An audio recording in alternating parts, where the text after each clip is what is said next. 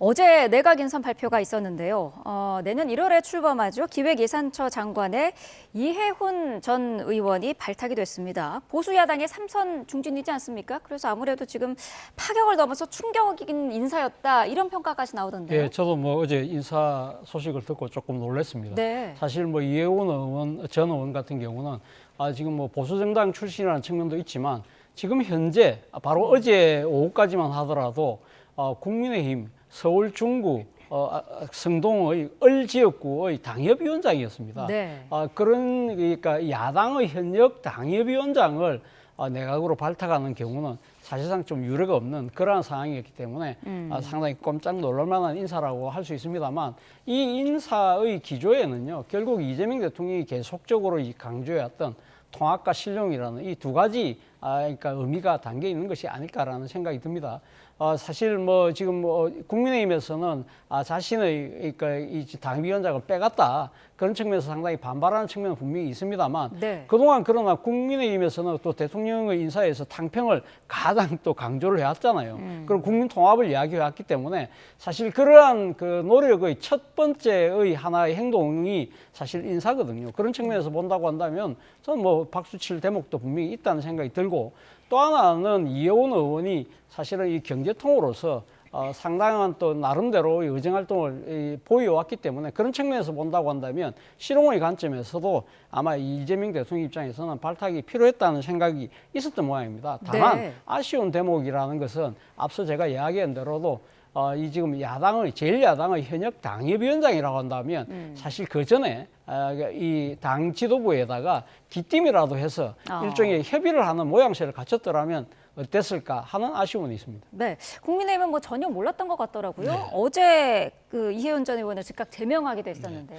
저는 어쨌든 지금 말씀하신 것처럼 정당이라는 거는 신념과 가치의 결사체거든요. 그리고 당협위원장은 당의 주요 간부입니다. 그 네. 간부란 사람들은 당의 정책 정강 노선에 충실해야 될 또 의무가 있고요. 그런데 이렇게 그 정말 본인은 29일 날 무슨 당원 연수회에 오세훈 시장 초청까지 해놓고 이렇게 정말 아무도 모르게 연막을 쳐놓고 이렇게 싹 가는 게 이게 과연 정치 금도상 맞느냐. 뭐 전문성 여부는 제가 거론하지 않겠습니까? 뭐 전문성이 있으니까 아무래도 뭐 기용을 했겠죠. 예산처 장관 자리에. 그런데 지금 말씀하신 바와 같이 정말 저는 이게 야당과 협치 의사가 있고 국민 통합의 차원이라면은 보다 좀 더 너르고 그다음에 사전 물밑 조율을 해야 되는데 네. 마치 특정한 인사 쏙 빼가는 형식으로 이거 국민 통합입니다 얘기하면 그게 진정성이 있겠습니까? 저는 진짜 국민 통합과 야당과의 소통이라는 건 야당을 존중할 때 비로소 나오는 건데 이게 존중이 어디 있습니까? 물론 뭐 송민영 장관 유임시키고 뭐 또 다른 사람들 이렇게 기용하고 하는 것들이 보수 대통합이라고 포장을 할 수 있으나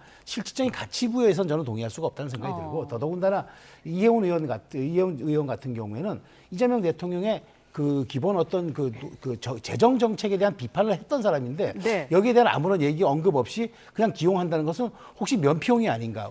그리고 지금 환율이라든가 이런 게 굉장히 어려우니까 차라리 보수 인사를 데려다 씀으로써 실패에 대한 책임을 그냥 보수 정부 출신 실력이 이렇더라는 식으로 전가시키기 위한 포석이 아닌가 이런 의구심이 들어요. 왜냐하면 진정성이 결여된 정책이라든가 인사는 꼭 이런 후과를 부르기 마련입니다. 그런 측면에서 전 대단히 아쉽다. 그리고 정치에는 윤리와 금도라는 게 있는 건데 네. 이건 이해훈 전 의원이 조금 선을 넘어섰다는 생각이 듭니다. 이해훈 전 의원이 윤 전 대통령 탄핵 반대 집회에도 참석을 한 적이 있기 때문에 민주당을 포함한 법여권에서도 좀 반발하는 기류가 있는 그런 상황인데 어제 언론 인터뷰를 통해서 이 부분에 대한 입장을 직접 밝혔습니다. 탄핵 반대 집회 참석에 대해서 당협위원장 신분으로 한번 당의 입장을 따라간 것뿐이고 자신은 처음부터 계엄에 반대해 왔었다 이런 입장이었거든요. 어떻게 들으셨을까요? 전형적인 사후 사과고 꼬리 자르기 아닙니까? 그러니까 뭐 같긴 같지만 내가 보니까 그건 좀 잘못된 행동이더라. 이거는 뭐 자리에 대한 맞바꿈에 대한 뭐 보은이겠죠. 근데 저는 이번에 보면서 나름 저는 이재명 대통령 인사를 통해서 지방선거에 포석을 갖고 있거나 생각을 저도 했어요. 왜냐하면 네. 예, 김성식, 이해훈 다 부산 출신이고요. 그다음에 이제 뭐 대구 경북도 있고 그다음에 강원까지 포함된 그 전부 7명 가운데 일종의 전부 이제 대구 경북 그다음에 부산 그다음에 강원, 서울 이렇습니다.